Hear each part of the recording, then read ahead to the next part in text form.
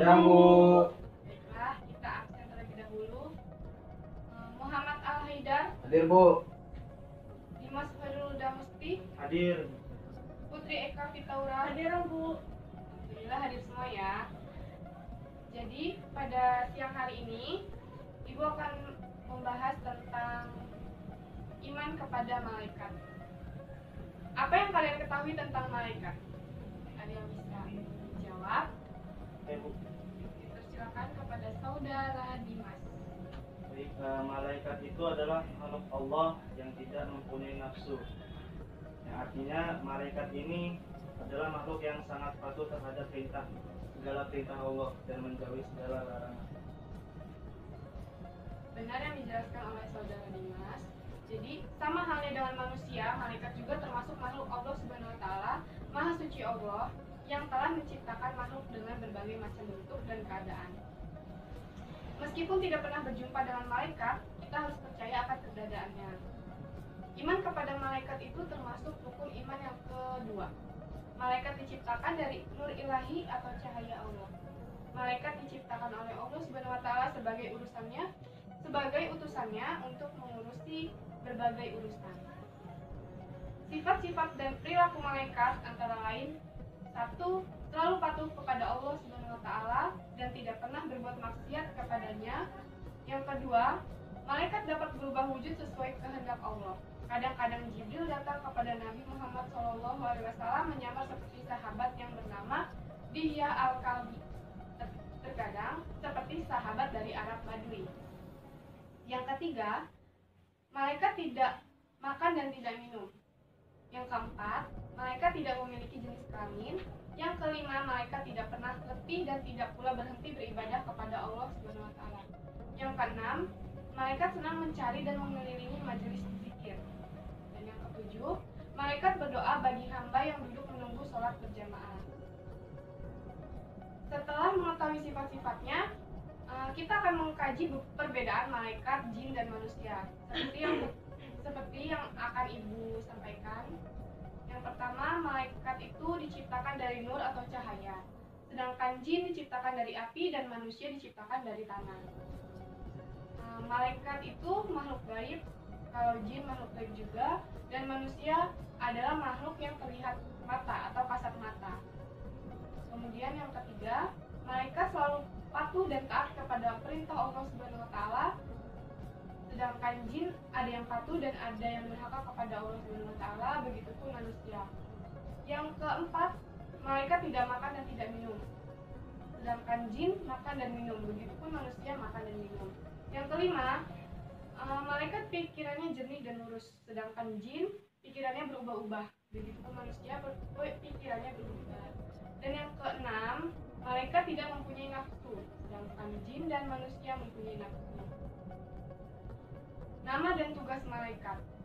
Jadi di dalam Al-Quran tidak menyebutkan berapa jumlah malaikat secara pasti. Namun ada penjelasan melalui hadis yang diriwayatkan Bukhari dan Muslim dari Anas bin Malik bahwa pada saat Nabi Muhammad SAW Isra Mi'raj dan bertemu dengan Ibrahim alaihissalam yang sedang bersandar di Baitul Ma'mur, di sana terdapat 70.000 malaikat.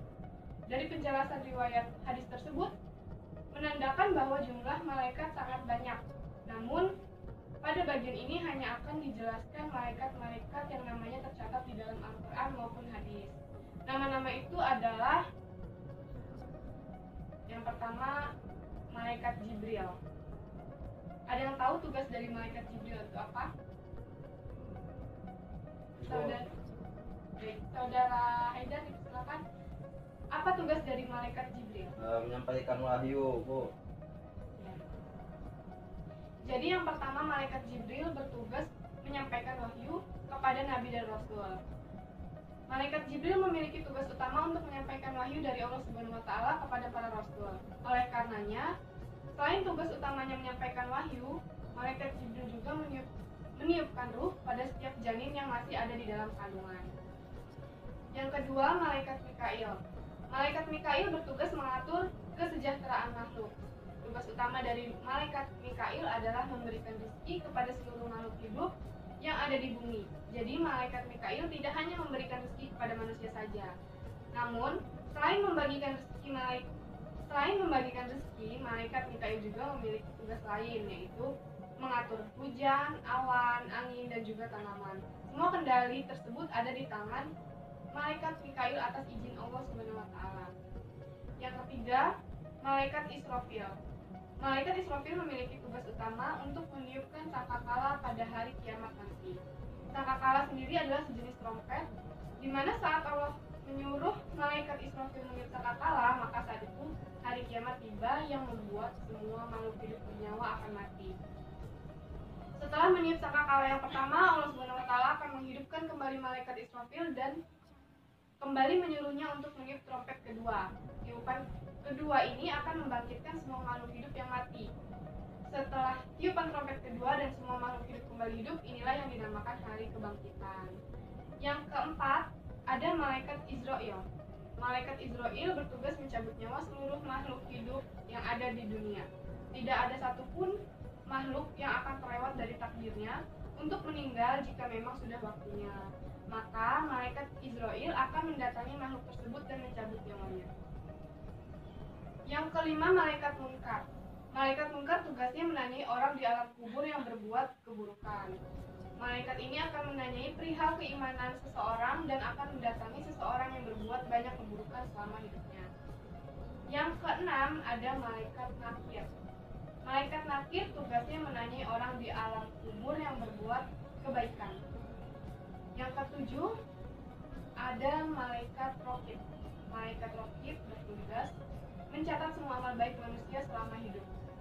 Dan malaikat yang ke-8 ada malaikat Atid yang bertugas mencatat semua amal buruk manusia semasa hidupnya. Yang ke-9 ada malaikat Malik, disebut juga malaikat Zabaniyah, bertugas menjaga pintu neraka dan mengatur siksa azab bagi para penghuni neraka. Yang ke-10 ada malaikat Ridwan. Malaikat Ridwan bertugas menjaga pintu surga dan mengatur kesejahteraan penghuni surga. Dengan memperhatikan tugas para malaikat ini, ada beberapa hikmah yang dapat kita petik dari beriman kepada malaikat. Antara lain, 1. Memberi motivasi kita untuk selalu taat dan bertakwa kepada Allah Subhanahu wa taala seperti ketaatan para malaikat. Yang kedua, malaikat mengawasi perkataan dan perbuatan kita. Yang ketiga, memberi rasa optimis untuk selalu berusaha karena Allah Subhanahu wa taala. Yang keempat, memotivasi kita untuk selalu beramal soleh karena bekal itulah yang kita bawa kelak ketika meninggal dunia untuk menghadapi panggilan Allah Subhanahu wa taala. Kemudian pada subbab perilaku beriman kepada malaikat Allah Subhanahu wa taala, perilaku yang mencerminkan beriman kepada malaikat dapat diwujudkan sebagai orang yang beriman kepada malaikat Jibril. Kita harus selalu memohon hidayah kepada Allah Subhanahu wa taala dan mensyukurinya dengan cara berbagi ilmu terhadap orang lain. Kemudian, sebagai orang yang beriman kepada malaikat Mikail, perilaku yang dapat kita wujudkan dengan kita selalu berusaha maksimal agar mendapatkan rezeki yang halal dan berkah.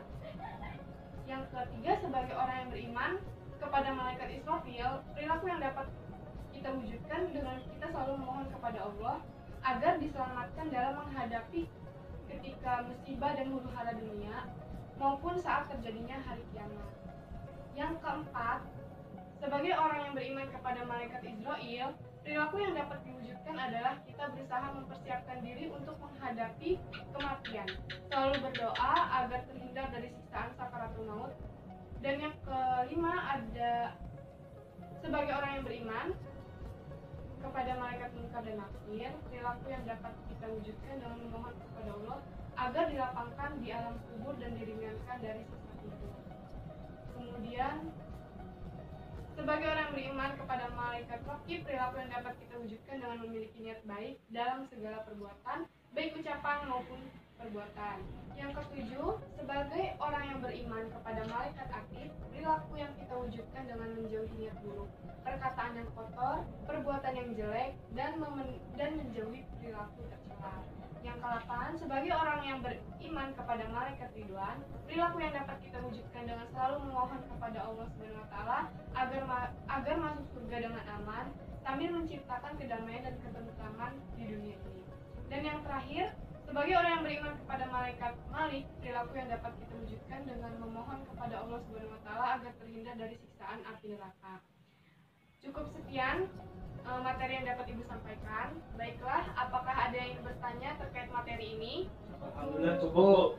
Baiklah, kalau cukup, kita tutup dengan lafaz hamdalah. Alhamdulillahirabbil alamin. Mudah-mudahan materi yang Ibu kasih dapat bermanfaat dan dapat dipahami. Apabila ada salah kata dan perbuatan, Ibu mohon maaf. Ibu akhiri wabillahi taufiq wal hidayah. Wassalamualaikum